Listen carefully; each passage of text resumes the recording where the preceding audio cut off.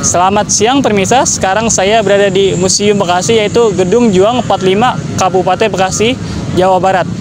Gedung Juang 45 ini merupakan salah satu saksi bisu sejarah terjadinya perlawanan warga Bekasi terhadap VOC yang dipimpin oleh Dendels. Oleh karena itu, ingin tahu lebih lengkap, mari ikuti saya untuk masuk ke gedung ini. Sekarang kita sudah masuk ke halaman Gedung Juang 45. Gedung Juang 45 adalah sebuah situs sejarah yang terletak di Kecamatan Tambun Selatan, Kabupaten Bekasi, Jawa Barat. Saat ini, Gedung Juang 45 difungsikan sebagai Museum Bekasi yang dikelola oleh pemerintah Kabupaten Bekasi. Untuk masuk ke sini, tidak dipungut biaya sama sekali. Hanya perlu registrasi di mana kalian tinggal dan jumlah orang yang masuk ke ruangan gedung. Untuk harinya di Gedung Juang 45 bisa open pada Senin sampai Sabtu dari jam 8 pagi sampai jam 4 sore. Nah, pemirsa, sekarang saya sudah berada di dalam Gedung Juang 45 Kabupaten Bekasi. Nah, di sini ada hal unik yang mungkin jarang ya di museum-museum lain. Nah, di sini terdapat teknologi yang bisa menjelaskan kerajaan Tarumanegara. Nah, kenapa saya bilang unik? Nah, di sini saya akan mencoba dengan berdiri di sini saja, kayak seperti ini.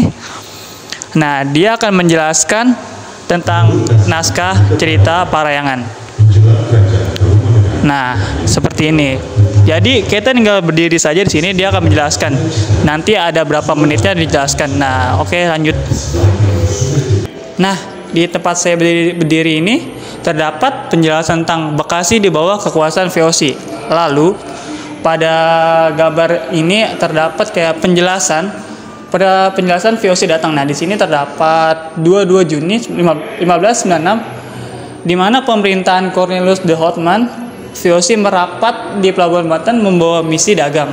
Lalu pada tanggal 31 Desember 1799 terjadinya perpindahan kekuasaan VOC ke pemerintah Hindia Belanda yang menyebabkan terjadinya tiga kekuasaan yang membentuk tiga pemerintah setingkat prefektur di wilayah Bekasi. Lalu pada tanggal 1816 dibentuklah Komisaris Jenderal Hindia Belanda.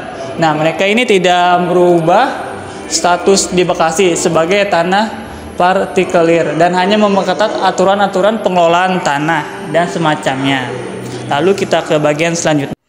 Kini Gedung Juang 45 yang sudah direnovasi menjadi Museum Bekasi yang punya banyak daya tarik. Salah satunya yakni segala bentuk ornamen gedung yang masih asli. Banyak ruangan yang menampilkan foto-foto sejarah Bekasi dari sebelum masa penjajahan sampai masa kemerdekaan. Di dalam museum ini, pengunjung dapat melihat foto-foto sejarah, ruang digital, ruang 3 dimensi, dan sejarah kerajaan Tarumanegara yang pernah ada di Bekasi.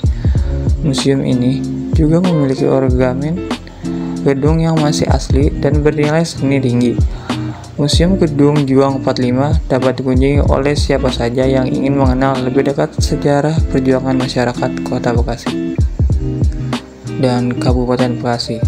Selamat siang pemirsa, sekarang saya bersama salah satu pengunjung Gedung Juang 45 dengan Ibu siapa?